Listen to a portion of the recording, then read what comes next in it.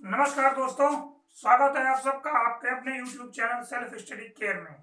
दोस्तों, मैं संदीप मिश्रा एक बार पुनः आप लोगों के बीच में आ चुका हूं संविधान को लेकर के। आज हम लोग संविधान में भाग 3 यानी कि मूल अधिकार, अब तक हम लोग पढ़ रहे थे तो भाग 3 में मूल अधिकार में हम लोग 14 से लेकर 18 तक देख चुके हैं कि 14 से लेकर 18 तक में क्या क्या बातें कही गई हैं। वो सारा चीजें हम लोग वो सारी की सारी बातें हम लोग डिस्कस कर चुके हैं। यानी कि 14 से लेकर 18 तक जो बातें हुई हैं वो आपको किस विषय में बता रहे हैं, यानी कि वो आपको समानता के बारे में बताती हैं कि कानून के सामने आप लोगों को संविधान में सबको समान रूप से देखा गया है। सबको समान रूप से देखा गया है, किसी के साथ कोई भेदभाव नहीं किया गया है, किसी के साथ कोई भी भेदभाव नहीं किया गया है हमारे संविधान के अनुसार। और ये राइट टू इक्वलिटी के तहत हमारा मूल अधिकार होता है, यानी कि समता या समानता का अधिकार जो हमारा 14 से लेकर 18 तक था। अब हम आज जो डिस्कस करने जा रहे हैं वो हमारा है अनुच्छेद 19 से लेकर के 22 तक। अनुच्छेद 19 से लेकर के 22 तक यानी कि स्वतंत्रता का अधिकार। अनुच्छेद 19 से लेकर के 22 तक यानी कि स्वतंत्रता का अधिकार। अब बात कर लेते हैं पहले अनुच्छेद 19 को लेकर के, बात कर लेते हैं पहले अनुच्छेद 19 को लेकर के कि अनुच्छेद 19 क्या कहता है। अनुच्छेद 19 क्या कहता है? अनुच्छेद 19 के 1 में कहा गया है अभिव्यक्ति की स्वतंत्रता। अनुच्छेद 19 के 1 में कहा गया है अभिव्यक्ति की स्वतंत्रता, यानी कि आपको बोलने की आजादी दे दी गई है। अनुच्छेद 19 के 19 का 1 में अभिव्यक्ति की स्वतंत्रता यानी कि आपको बोलने की आजादी दे दी गई है। अगर आपको बोलने से कोई रोक रहा है तो वह व्यक्ति आपके मूल अधिकार को रोक रहा है। आप बोलना आपका मूल अधिकार है, बोलना आपका मूल अधिकार है और आपको बोलने से कोई रोक नहीं सकता है। हाँ, लेकिन बोलने का सेंस यह पॉजिटिव सेंस में होना चाहिए, नेगेटिव नहीं होना चाहिए। अगर आप नेगेटिव यानी कि नकारात्मक दृष्टिकोण से बोलते हैं तो उसका भी तो मूल अधिकार होगा, यानी कि आप उसके मूल अधिकार को रोक रहे हैं। तो आप अगर नेगेटिव सेंस में नहीं बोल रहे हैं यानी कि पॉजिटिव सेंस में बोल रहे हैं तो बोलना आपका मूल यानी कि अभिव्यक्ति की स्वतंत्रता का क्या है? मूल अधिकार है। बोलना आपका क्या है? मूल अधिकार है। झंडा लहराना, अगर आप झंडा लहरा रहे हैं तो झंडा भी लहराना भी क्या है? आपका एक्सप्रेशन कर रहे हैं, यानी कि आप बता रहे हैं, चीजों को समझा रहे हैं। झंडा लहरा रहे हैं यानी कि आप खुशी जाहिर कर रहे हैं, वो भी अभिव्यक्ति की स्वतंत्रता में ही आता है। झंडा लहराना भी किस में आएगा? अभिव्यक्ति की स्वतंत्रता में ही आएगा। किसी का पुतला जला देना भी किस में आएगा? अनुच्छेद 19 के 1 में ही आएगा, यानी कि अभिव्यक्ति की स्वतंत्रता। अब आप ये सोचेंगे कि अभिव्यक्ति की स्वतंत्रता में मैं बोल रहा हूँ कि बोलने की आजादी है, पुतला जला देना या झंडा लहराना, ये झंडा लहराने में तो बोल नहीं रहे हैं, पुतला जलाने में भी वो नहीं बोल रहे हैं, तो वहाँ अभिव्यक्ति की आजादी यानी कि बोलने की आजादी, वहाँ बोलना वाला कार्य हो ही नहीं रहा है। पहले ये समझिए कि मैं कह रहा हूँ कि झंडा लहराना यानी कि आप खुशी व्यक्त कर रहे हैं, और कोई व्यक्ति कभी बिना बोले भी अगर खुशी व्यक्त कर रहा है तो समाज में मैसेज जाएगा कि जो झंडा लहर रहा है, जो झंडा लहराया जा रहा है, यानी कि उनका काम हो चुका है, यानी कि वो उस विषय में सक्सेस हो चुके हैं, इसीलिए वहां पे झंडा लहराई जा रही है। बिना कहे ही सिर्फ झंडा देख लेने मात्र से ही लोग समझ जाएंगे कि वहां क्या हुआ है। बिना कुछ बोले ही एक झंडा देखने से ही वो समझ जाएंगे कि वहां पे क्या हुआ है। तो इसीलिए झंडा लहराना भी अभिव्यक्ति की क्षमता में आता है। फिर अगर कह दिया जाए किसी का पुतला जला देना, पुतला जलाने का मतलब होता है कि आप विरोध कर रहे हैं, बिना कुछ बोल नहीं रहे हैं, किसी व्यक्ति का पुतला जला दे रहे हैं, यानी कि आप क्या कर रहे हैं? विरोध कर रहे हैं। तो विरोध करना, बिना बोले ही आप विरोध कर रहे हैं, यानी कि आप बोलने का एक्सप्रेशन दे रहे हैं, भले ही बोल नहीं रहे हैं लेकिन बोलने का क्या करना, एक्सप्रेशन दे रहे हैं, तो वो भी हो जाएगा। पुतला जला देना भी आपका अनुच्छेद 19 के तहत अभिव्यक्ति की आजादी में ही आएगा। पुतला जला देना कह सकते हैं आप, बोलने की आजादी अनुच्छेद 19(1), पुतला जला देना अनुच्छेद 19(1), पुतला जला देना अनुच्छेद 19(1) के तहत, झंडा लहराना अनुच्छेद 19(1) के तहत ही माना जाएगा। झंडा लहराना भी अनुच्छेद 19(1) के तहत ही माना जाएगा। जो प्रेस होती है, जो प्रेस होते हैं, जो न्यूज मीडिया होती है, वो अभी किसके तहत आएगी? अनुच्छेद 19(1) के तहत ही आएगी। ये जो न्यूज होते हैं, जो न्यूज रिपोर्टर हैं, जो प्रेस हैं, ये भी अनुच्छेद 19(1) के तहत यानी कि अभिव्यक्ति की स्वतंत्रता के तहत ही आते हैं। ये भी अनुच्छेद 19(1) के तहत ही आएंगे। अगला नंबर होता है कि अनुच्छेद 19 का 2 कह रहा है, 19 के 1 में बताया गया अभिव्यक्ति की स्वतंत्रता, 19 के 2 कह रहा है कि बिना हथियार सभा करने की स्वतंत्रता है, यानी कि बिना हथियार आपको अगर आपको सभा करने के लिए आपको सभा करना है, आप सभा करिए, सभा करने के लिए आपको कोई नहीं रोकेगा, सभा करने की आपके पास पूरी आजादी है, लेकिन उस सभा में हथियार लेकर के नहीं जाना है, यानी कि हथियार के साथ आप कोई भी सभा नहीं कर सकते हैं। बिना हथियार लिए शांतिपूर्वक आप सभा कर सकते हैं। सभा करने का आपका क्या है, मूल अधिकार है। सभा करना भी आपका क्या है, मूल अधिकार है, अनुच्छेद 19 के 2 के तहत। वही अनुच्छेद 19 का 3 कहता है संगठन बनाने की स्वतंत्रता है। अनुच्छेद 19 का 3 कह रहा है क्या, संगठन बनाने की स्वतंत्रता, यानी कि हम संगठन बना सकते हैं। हम अगर संगठन बनाना चाहें, अपना एक यूनियन बनाना चाहें, तो हम यूनियन बना सकते हैं। संगठन बनाना हमारा अपना मूल अधिकार है। संगठन बनाना हमारा अपना क्या है, मूल अधिकार है। संगठन बनाने से हमको कोई नहीं रोक सकता है। संगठन बनाने से हमें कोई नहीं रोक सकता है। हमारा संगठन बनाना हमारा अपना मूल अधिकार है, और यह हमारे अनुच्छेद 19 के 3 में कह दिया गया है। फिर नंबर आता है 19 का 4। 19 का 4 कहता है कि आपको चारों घूमने की स्वतंत्रता है। पूरे भारत में आप कहीं से, यानी कि कश्मीर से लेकर के कन्याकुमारी तक, गुजरात से लेकर के अरुणाचल प्रदेश तक, आप कहीं भी जाइए, घूमिए, आपको कोई नहीं रोक सकता है। पूरे भारत में घूमने की आपको पूरी आजादी दे दी गई है अनुच्छेद 19 के 4 के तहत। अनुच्छेद 19(4) के तहत पूरे भारत में भ्रमण करने के लिए आपको आजाद किया गया, आजादी है, आप कहीं भी जाइए, घूम सकते हैं, कोई आपको रोक नहीं सकता है। यानी कि चारों ओर भ्रमण करने की स्वतंत्रता आपका मूल अधिकार है। फिर आता है कि कहीं भी बसने की स्वतंत्रता, आप कहीं बस सकते हैं, भारत के किसी भी कोने में आप जा करके बस सकते हैं, कहीं भी बसना आपका क्या है, मूल अधिकार है। फिर नंबर आता है संपत्ति का अधिकार। संपत्ति का अधिकार पहले क्या था, संपत्ति का अधिकार भी हमारा मूल अधिकार था। संपत्ति का अधिकार भी हमारा पहले मूल अधिकार था। संपत्ति का अधिकार हमारा पहले मूल अधिकार था, लेकिन संपत्ति का अधिकार मूल अधिकार होने से देश के विकास कार्यों में कभी कभी बाधाएं उत्पन्न होती थी। देश के विकास कार्यों में कभी कभी बाधाएं उत्पन्न होती थी, जिससे संविधान में संशोधन किया गया और कहा गया कि जो संपत्ति का अधिकार होगा यह मूल अधिकार नहीं होगा, बल्कि संविधान में 86वां संशोधन किया गया था। संविधान में 86वां संविधान संशोधन करके 2002 में इसको हटा दिया गया।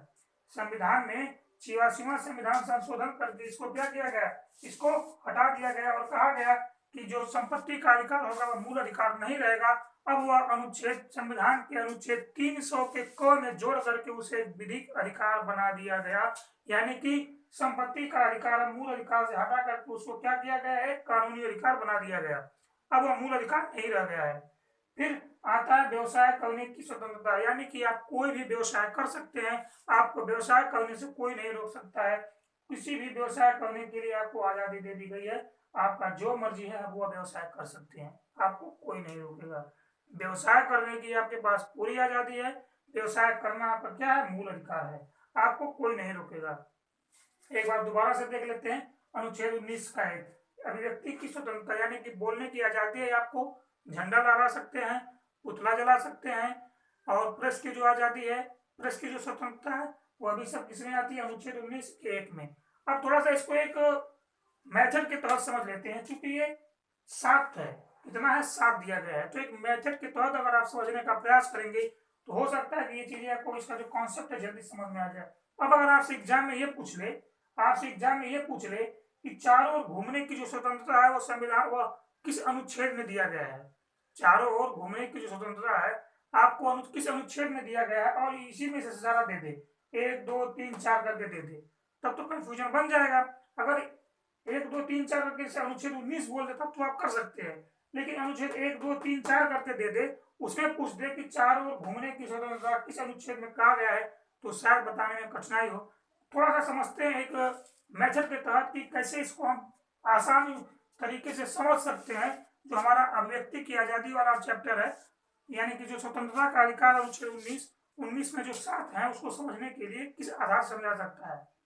कहा गया है अभिव्यक्ति की स्वतंत्रता, यानी कि आपको बोलने की आजादी है, आपको बोलने की, यानी कि राइट टू एक्सप्रेस करने की, बोलने की आपके पास क्या है, आजादी दे दी गई है, आपके पास अब बोलने का तरीका आ गया है अनुच्छेद 19 के तहत। अब दूसरी बात समझिए, कहा गया है कि बिना हथियार, जब व्यक्ति को बोलने का तरीका आ जाता है तभी तो वो किसी सभा में जाता है, जब उसके पास बोलने का बेहतर ढंग हो जाता है तभी ना किसी सभा को संबोधित करता है वो, तो यानी कि वह सभा को संबोधित कर सकते हैं। अब आप एक सभा कर सकते हैं, अब आपके पास इतनी पावर हो गई है कि आप किसी सभा को संबोधित कर सकते हैं, उसको मोटिवेट कर सकते हैं, रोक सकते हैं, क्योंकि आपका बोलने का तरीका आ चुका है। अनुच्छेद 19 का है बोलने की आजादी दे रहा है। दूसरा कह रहा है कि हम बोल सकते हैं जब, तो हम सभा भी कर सकते हैं। दो कह रहा है हम बोल लिए तो यानी हम सभा भी कर सकते हैं, 100, 200, 1000, 500 लोगों को हम सभा को संबोधित कर सकते हैं। तो यानी कि अब दो के तहत आप सभा कर लीजिए, दो के तहत आप क्या करिए, सभा कर लीजिए। अब जब आप सभा को संबोधित कर रहे हैं तो आप सोचेंगे जब हम सभा कर ले रहे हैं, जगह जगह हम सभा कर सकते हैं, तो क्यों ना एक संगठन ही बना लेते हैं, क्यों ना अपना एक संगठन बना लेते हैं। तो अनुच्छेद 19(3) कहता है संगठन बना लीजिए आप। अनुच्छेद 19 का 3 कहता है कि आप संगठन बना लीजिए। फिर संगठन बना लेते हैं आप। अब संगठन बना लिए हैं तो संगठन को आप एक जगह अस्थायी नहीं रख सकते हैं। अपने संगठन को मजबूत करने के लिए आप जगह जगह जाएंगे, जगह जगह जाएंगे, लोगों को बताएंगे। तो कहा गया अनुच्छेद 19 के 4 में कि चारों ओर घूमने की स्वतंत्रता। जब जगह जगह जाने का मतलब हुआ कि आप चारों ओर भ्रमण करिएगा, तो चारों ओर भ्रमण करने की जो आजादी है अनुच्छेद 19 के 4 के तहत है, चारों ओर भ्रमण करने की। अब जब आप जाएंगे, अगर आप कहीं बाहर जाते हैं तो आपको रुकना भी पड़ेगा कि नहीं रुकना पड़ेगा? अब जब आप कहीं जाएंगे तो आपको रुकना पड़ेगा। तो वही अनुच्छेद 19 का 5 कहता है कि कहीं भी बसने की स्वतंत्रता आपको दे दी गई है। वही अनुच्छेद 5 कहता है 19 का 5 कि कहीं भी बसने की स्वतंत्रता आपको दे दी गई है। फिर जब आप कहीं जाके रुकेंगे तो आपको कुछ पैसे की आवश्यकता होगी ना, तो सोचेंगे कि अगर 1-2 महीने यहाँ रुक रहे हैं तो कहें ना हम कोई छोटा मोटा व्यवसाय कर लेते हैं। आप ये सोचेंगे हम रुक रहे हैं तो क्यों छोटा मोटा व्यवसाय कर लेते हैं। तो उस आधार पे अनुच्छेद 19 का ये 7 कहता है कि हमें व्यवसाय करने की क्या है, स्वतंत्रता है। अनुच्छेद 19(7) कहता है कि व्यवसाय करने की स्वतंत्रता है। ये था हमारा अनुच्छेद 19। अब हम देख लेते हैं अनुच्छेद 20। अब हम देखते हैं अनुच्छेद 20 कह रहा है अपराधों के लिए दोष सिद्धि में क्या है, संरक्षण है। अनुच्छेद 20 कहता है अपराधों में दोष सिद्धि के लिए क्या है, संरक्षण है। अब कहा गया है कि अपराध के लिए दोष सिद्धि में संरक्षण है। अगर आपके द्वारा कोई अपराध हो जाता है तो, अगर आपके द्वारा कोई अपराध हो जाता है तो उसमें आपको क्या दिया जाएगा, संरक्षण दिया जाएगा। उसमें आपको क्या दिया जाएगा, संरक्षण। इसके तहत 3 तरह के संरक्षण दिए गए हैं। अनुच्छेद 20 में अपराधों के लिए दोष सिद्धि में जो संरक्षण है, इसके तहत आपको 3 तरह के संरक्षण दिए गए हैं। पहला है एक अपराध के लिए आपको एक ही सजा दी जाएगी। अगर आपके द्वारा कोई अपराध कर दिया गया है तो आपको एक अपराध के लिए क्या मिलेगा, एक ही सजा मिलेगी। ऐसा नहीं है कि एक ही अपराध, आपने एक अपराध किया और उसके लिए आपको कई बार यानी कि बार बार आपको सजा दिया जाता है उसी अपराध के लिए, ऐसा नहीं होगा। दूसरा बात कहा गया अनुच्छेद 20 में ही कि दंड जो दिया जाएगा वह उस समय के कानून के आधार पर दिया जाएगा। जो दंड का प्रावधान होगा वह उस समय के कानून के आधार पर होगा जो दंड दिया जाएगा, अनुच्छेद 20 में ही कहा गया। दूसरी बात, फिर अनुच्छेद 20 में ही तीसरी बात कही गई है कि स्वयं के विरुद्ध गवाही देने के लिए बाध्य नहीं किया जाएगा। अनुच्छेद 20 में ही कहा गया है कि स्वयं के विरुद्ध गवाही देने के लिए बाध्य नहीं किया जाएगा। यानी कि अनुच्छेद 20 अपराध के लिए दोष सिद्धि में संरक्षण कहता है कि एक अपराध के लिए एक ही सजा का प्रावधान है, एक अपराध के लिए एक ही सजा का प्रावधान है, और दंड उस समय के कानून के आधार पर दिया जाएगा। जिस समय अपराध किया गया है उस समय के कानून के आधार पर दंड का प्रावधान होगा। और फिर कहा गया है दंड उस समय के कानून के आधार पर ही होगा। ऐसा नहीं है कि आप दंड कर रहे हैं, दंड आज कर रहे हैं और कानून दोबारा से परिवर्तन दंड में हो गया है तो उसके आधार पर सजा मिलेगी, ऐसा नहीं होता है। जब दंड जिस समय दंड किया गया है उस समय जो संविधान के तहत सजा का प्रावधान है वही सजा आपको सुनाया जाएगा। दंड यानी कि उस समय के सजा के प्रावधान के तहत ही दिया जाएगा। फिर कहता है कि स्वयं के विरुद्ध गवाही देने के लिए बाध्य नहीं किया जा सकता है। यानी कि आपको अपने खिलाफ ही गवाही देने के लिए कानून आपको बाध्य नहीं कर सकता है। अपने खिलाफ ही गवाही देने के लिए कानून आपको बाध्य नहीं कर सकता है। ऐसा नहीं है कि आपसे जबरदस्ती गवाही दिलवाई जाएगी। जबरदस्ती आपसे गवाही दिलाने के लिए बाध्य नहीं किया जाएगा अनुच्छेद 20 के तहत। अब नंबर आता है अनुच्छेद 21। अब नंबर आ रहा है अनुच्छेद 21। इसमें कहा गया है प्राण एवं दैहिक स्वतंत्रता। अनुच्छेद 21 में कहा गया है प्राण एवं दैहिक स्वतंत्रता। अब प्राण और दैहिक स्वतंत्रता में कहा गया है प्राण एवं दैहिक स्वतंत्रता, यानी कि प्राण अलग हो जाएगा और दैहिक स्वतंत्रता अलग हो जाएगा। दैहिक स्वतंत्रता अलग। प्राण में कहा गया है कि आप आत्महत्या नहीं कर सकते हैं। आत्महत्या करना एक दंडनीय अपराध होगा, आप आत्महत्या नहीं कर सकते हैं। आत्महत्या पे प्राण वाले, अब आत्महत्या पे अनुच्छेद 21 के तहत क्या कहा गया है, अनुच्छेद 21 पर रोक लगाया गया है। अनुच्छेद 21 के तहत आत्महत्या करने पर क्या किया गया है, रोक लगा दिया गया है। प्रदूषण आप नहीं फैला सकते हैं। अगर आपने किसी भी तरह का प्रदूषण फैलाया, चाहे वो ध्वनि प्रदूषण हो, जल प्रदूषण हो या वायु प्रदूषण हो, यह आप नहीं कर सकते हैं। यानी कि प्रदूषण फैलाने पर रोक लगाया गया है अनुच्छेद 21 के तहत। प्रदूषण फैलाने पे अनुच्छेद 21 के तहत क्या किया गया है, रोक लगा दिया गया है, प्रदूषण नहीं फैला सकते हैं। फिर अनुच्छेद 21 के तहत ही, अनुच्छेद 21 के तहत ही आपके स्वास्थ्य की देखभाल करना सरकार की जिम्मेदारी होगी। अनुच्छेद 21 के तहत ही आपके स्वास्थ्य की देखभाल करना किसकी जिम्मेदारी होगी, सरकार की जिम्मेदारी होगी। यानी कि अगर स्वास्थ्य से संबंधित कुछ भी दिक्कत हो रही है तो उसकी जिम्मेदारी किसकी होती है, सरकार की होती है। कि सरकार का दायित्व होता है कि वह आपके स्वास्थ्य की सुरक्षा करे। सरकार का यह दायित्व होता है कि वह आपके स्वास्थ्य की सुरक्षा करे। जो बच्चों को टीकाकरण किया जाता है, या अभी हाल फिलहाल में जो कोरोना की वैक्सीन लगाई गई थी, आप कह सकते हैं कि वो अनुच्छेद 21 के तहत ही किया गया था। आप कह सकते हैं कि अनुच्छेद 21 के तहत, यानी कि आपके स्वास्थ्य की देखभाल करना सरकार की जिम्मेदारी होती है। अब आता है दैहिक स्वतंत्रता। अब आता है नंबर दैहिक स्वतंत्रता में, यानी कि हमारी कुछ पर्सनल स्वतंत्रता भी होती हैं, हमारी कुछ व्यक्तिगत स्वतंत्रताएं भी होती हैं। पर्सनल लिबर्टी की बात कर रहा है जो दैहिक स्वतंत्रता है, ये पर्सनल लिबर्टी की बात कर रहा है। ये कह रहा है कि अगर आप एकांतवास में रहना चाहते हैं, अगर आप एकांतवास में रहना चाहते हैं, अकेले रहना चाहते हैं, किसी से कुछ बोलना नहीं चाहते हैं, तो रह सकते हैं। आपको संविधान में बकायदा संरक्षण दिया गया है कि अगर आप एकांत में रहना चाहते हैं तो रहिए, कोई आपको मना नहीं करेगा। यानी कि आप एकांतवास में रह सकते हैं, कोई नहीं रोकने वाला है आपको। अगर आपका मन है विदेश घूमने जाने का, तो आप विदेश यात्रा भी कर सकते हैं। अगर आपका मन विदेश यात्रा करने का है तो आप विदेश यात्रा भी कर सकते हैं, आपको कोई नहीं रोकेगा। फिर होता है निजता का अधिकार, यानी कि हमारी प्राइवेसी भी होती है। जो हमारी प्राइवेसी है, यानी कि जो गोपनीयता का अधिकार दिया गया है, कि हमारी अपनी प्राइवेसी को भंग करने का अधिकार किसी के पास भी नहीं है। हमारी अपनी प्राइवेसी को भंग करने का अधिकार किसी के पास नहीं है।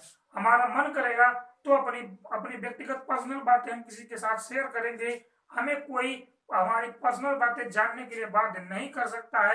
ये हमारे अनुच्छेद 21 के तहत कहा गया है कि अगर हमारे व्यक्तिगत बातों को जानने के लिए हमें कोई फोर्स करता है, यानी बाध्य करता है, तो वह व्यक्ति हमारे मूल अधिकार का क्या कर रहा है, हनन कर रहा है। वह व्यक्ति हमारे मूल अधिकार का क्या कर रहा है, हनन कर रहा है। ये था अनुच्छेद 21 में प्राण एवं दैहिक स्वतंत्रता में। फिर अनुच्छेद 21 के क में ही अनुच्छेद 21 क जोड़ा गया, संविधान में संशोधन किया गया। संविधान में संशोधन करके अनुच्छेद 21 का क जोड़ा गया। अनुच्छेद 21 का क जोड़ा गया, उसमें कहा गया कि 6 से लेकर 14 वर्ष तक के बच्चों को निःशुल्क शिक्षा का अधिकार होगा। अनुच्छेद 21 के क में कह दिया गया कि 6 से लेकर 14 वर्ष तक के बच्चों को क्या होगा, निःशुल्क शिक्षा का अधिकार दिया गया है। यानी कि 6 से लेकर 14 वर्ष तक के जो बच्चे होंगे, सरकार का यह दायित्व होगा कि वह उन्हें निःशुल्क शिक्षा दिलवाएगा, पढ़ाई से उन्हें वंचित नहीं किया जा सकता है। अनुच्छेद 21 के तहत अब नंबर आता है अनुच्छेद 22। अब नंबर आता है अनुच्छेद 22। इसमें कहा गया है कि कुछ दशाओं में गिरफ्तारी में संरक्षण है। अगर मान लीजिए किसी व्यक्ति से कोई अपराध हो जाता है, अगर किसी व्यक्ति से कोई अपराध हो जाए तो उस व्यक्ति को उस अपराध को लेकर के उस व्यक्ति को गिरफ्तार करने से पहले उसकी गिरफ्तारी में कुछ संरक्षण दिए गए हैं, उसकी गिरफ्तारी में कुछ संरक्षण दिए गए हैं। अगर आपको पुलिस गिरफ्तार करने के लिए आती है तो अनुच्छेद 22 के तहत आप उससे पूछ सकते हैं कि हमें किस आधार पे आप गिरफ्तार करने के लिए आए हैं, हमें किस आधार पे आप गिरफ्तार करने आए हैं। यानी कि गिरफ्तार करने के लिए उन्हें गिरफ्तार करने का कारण बताना होगा। गिरफ्तार करने के लिए उन्हें गिरफ्तार करने का क्या करना होगा, कारण बताना होगा। फिर अब अगला नंबर आता है कि 24 घंटे के भीतर ही आपको न्यायालय में उन्हें प्रस्तुत कर देना है। 24 घंटे के भीतर ही न्यायालय में उन्हें प्रस्तुत कर देना होगा, 24 घंटे के भीतर। और तीसरा नंबर आता है कि हमें अपनी पसंद का वकील रखने का अधिकार होगा, हमें अपनी पसंद का वकील रखने का अधिकार होगा अनुच्छेद 22 के तहत। अनुच्छेद 22 के तहत तो ये था हमारा अनुच्छेद 19, 20, 21 और 22। अनुच्छेद 19, 20, 21 और 22 एक बार दोबारा से देख लेते हैं। अनुच्छेद 19 क्या कहता है? अनुच्छेद 19 कहता है कि स्वतंत्र अभिव्यक्ति की आजादी है, यानी कि बोलने का अधिकार दिया गया अनुच्छेद 19 में। अनुच्छेद 19 के 2 में बिना हथियार और सभा करने की आजादी दी गई है। 19 के 3 में संगठन बनाने की स्वतंत्रता है। 4 चारों घूमने की आजादी है। 5 कहीं भी बसने की स्वतंत्रता है। और अनुच्छेद 7 कहता है कि व्यवसाय करने की स्वतंत्रता है। संपत्ति के अधिकार पहले मूल अधिकार था, लेकिन उसको हटा करके विधि अधिकार बना दिया गया और वह संविधान के 300 क में चला गया। फिर अनुच्छेद 20 आता है, कहा गया है अपराधों के लिए 2 सिद्धि में संरक्षण है, यानी कि एक अपराध के लिए एक ही सजा का प्रावधान किया गया है। दंड उस समय के कानून के आधार पर होगा। और तीसरा है कि स्वयं के विरुद्ध गवाही देने के लिए बाध्य नहीं किया जाएगा। अगला नंबर दिया गया है अनुच्छेद 21 का। इसमें प्राण एवं दैहिक स्वतंत्रता की बात कही गई है। जिसमें प्राण एवं दैहिक स्वतंत्रता की बात कही गई है, इसमें कहा गया है कि आप जो है आत्महत्या नहीं कर सकते हैं, प्रदूषण आप नहीं फैला सकते हैं, आप आत्महत्या नहीं कर सकते हैं, प्रदूषण आप नहीं फैला सकते हैं। अगर आप प्रदूषण फैलाते हुए पाए जाते हैं तो आपके खिलाफ विधिक कार्रवाई की जा सकती है और आपके स्वास्थ्य की देखभाल करने की जिम्मेदारी सरकार की होगी। सरकार आपके स्वास्थ्य की देखभाल करेगी। स्वास्थ्य की देखभाल करना भी आप देखभाल करने की जिम्मेदारी सरकार की है। अनुच्छेद 21 के तहत फिर दैहिक स्वतंत्रता में कहा गया है, यानी कि पर्सनल लिबर्टी जो हमारी बताई गई है, इसमें कहा गया है, इसमें बताया गया है कि हम एकांतवास में रहना चाहें तो रह सकते हैं, विदेश यात्रा करना चाहें तो कर सकते हैं, यानी कि हमारा एक अकेले में रहने का मन है, कोई हमको नहीं रोकेगा। विदेश जाना चाहते हैं, हमें कोई नहीं रोकेगा, हम विदेश जा सकते हैं। फिर इसी में कहा गया है हमारी अपनी व्यक्तिगत गोपनीयता, अगर अपनी गोपनीयता हम किसी से नहीं बताना चाहते हैं, अपनी व्यक्तिगत बातें हम किसी के साथ नहीं शेयर करना चाहते हैं, तो भी हमें उसे जानने के लिए कोई बाध्य नहीं करेगा। फिर अनुच्छेद 21 क में कह दिया गया है, संविधान में संशोधन किया गया, 86वां संशोधन 2002। उसमें कहा गया कि 6 से लेकर 14 वर्ष तक के बच्चों को निःशुल्क शिक्षा का क्या दिया गया? अधिकार दिया गया। 6 से लेकर 14 वर्ष तक के बच्चों को निःशुल्क शिक्षा का क्या दिया गया? अधिकार दिया गया। फिर नंबर आता है अनुच्छेद 22। अनुच्छेद 22 में कहा गया है कि कुछ दशाओं में गिरफ्तारी में संरक्षण होगा। कुछ दशाओं में गिरफ्तारी में संरक्षण होगा, यानी कि अगर पुलिस किसी व्यक्ति को गिरफ्तार करने के लिए आती है तो पहले पुलिस को गिरफ्तार करने का कारण बताना होगा, पुलिस को गिरफ्तार करने का रीजन देना होगा कि किस आधार पर मैं गिरफ्तार कर रहा हूँ। और फिर गिरफ्तार करने के बाद उस व्यक्ति को 24 घंटे के भीतर न्यायालय में प्रस्तुत कर देना है। गिरफ्तार करने के बाद उस व्यक्ति को 24 घंटे के भीतर न्यायालय में प्रस्तुत कर देना होता है। फिर उसमें कहा गया अनुच्छेद 22 में ही कि व्यक्ति को अपनी पसंद का वकील रखने का क्या होगा? अधिकार होगा। व्यक्ति को अपने पसंद का वकील रखने का क्या दिया गया है? अधिकार दिया गया है, जो अपने पसंद का वकील रख सकता है, लेकिन अपने पसंद का वकील रख सकता है। लेकिन अनुच्छेद 22 में ही एक बात और कही गई है। अनुच्छेद 22 में ही एक बात और कही गई है कि आपको जो है एक एक्ट बनाया गया है, निवारक निरोध अधिनियम। निवारक निरोध अधिनियम, इसमें कहा गया निवारक निरोध अधिनियम, इसमें कहा गया है कि व्यक्ति को गिरफ्तार करने के लिए कोई रीजन नहीं देना होगा, बिना बताए ही व्यक्ति को गिरफ्तार कर लिया जाएगा। बिना बताए ही व्यक्ति को गिरफ्तार कर लिया जाएगा। लेकिन हाँ, जिस व्यक्ति को गिरफ्तार किया जाएगा उसे दंड नहीं देने का प्रावधान है, यानी कि उस व्यक्ति को दंड नहीं दिया जाएगा। सजा का प्रावधान नहीं है, गिरफ्तार करने का प्रावधान है। बिना कोई रीजन बताए ही आपको गिरफ्तार किया जा सकता है, लेकिन उस व्यक्ति को दंड देने का प्रावधान है, यानी कि उसे सजा का प्रावधान नहीं किया गया, सिर्फ गिरफ्तार करने का। अब ऐसे इस आधार पर व्यक्तियों को गिरफ्तार किया जाता है जब संविधान, जब कानून को लगता है, यानी कि जब प्रशासन को लगता है कि उस व्यक्ति के द्वारा कुछ ऐसे कर्म किए जा सकते हैं कि जिससे समाज में कुछ दिक्कतें आ सकती हैं, यानी कि समाज में कुछ ऐसे संगठन होते हैं कि जो कुछ गलत हरकत कर सकते हैं, उसके द्वारा कहे जाने के बाद तो उस आधार पे उस व्यक्ति को गिरफ्तार कर लिया जाता है। यानी कि अगर कोई व्यक्ति है जिसकी बातें समाज में लोग सुनते हैं, वो जो कहता है उसको लोग फॉलो करते हैं, और वह व्यक्ति अगर कुछ मान लीजिए दंगा करवाना चाहता है तो दंगा न भड़कने पाए, इससे पहले ही उस व्यक्ति को क्या कर लिया जाएगा, गिरफ्तार कर लिया जाएगा। लेकिन उसे सजा नहीं दी जाएगी, उसे सजा नहीं दी जाएगी, उसे सिर्फ क्या किया जाएगा, गिरफ्तार किया जाएगा। जम्मू कश्मीर में जब जम्मू कश्मीर से 370 को हटाया गया था, तो जो वहां के नेताजी लोग थे, जो वहां के नेता लोग थे, उन लोगों को अनुच्छेद 22 के तहत ही क्या किया गया था, गिरफ्तार, यानी कि निवारक निरोध अधिनियम के तहत ही क्या किया गया था, गिरफ्तार किया गया था। यानी कि आर्टिकल अनुच्छेद 22 का हवाला देकर के उन लोगों को गिरफ्तार किया गया, उन लोगों को गेस्ट हाउस में रखा गया था। उन लोगों के साथ यही होता है कि उनको गिरफ्तार करने के बाद उनको सोशल कनेक्टिविटी उनकी काट दी जाती है, समाज के साथ उनका कनेक्शन काट दिया जाता है। फिर 2-3 महीने बंद रहते हैं, 2-3 महीने लोग नजरबंद रखा जाता है उनको, फिर छोड़ दिया जाता है। 2-3 महीने नजरबंद रहेंगे, फिर उनको क्या किया जाएगा, छोड़ दिया जाएगा। ये हमारा टोटल अनुच्छेद 19 से लेकर के 22 तक था, यानी कि स्वतंत्रता का अधिकार, स्वतंत्रता का अधिकार। आज के लिए बस इतना ही रहने देते हैं, मिलते हैं फिर अगले वीडियो में, तब तक के लिए नमस्कार।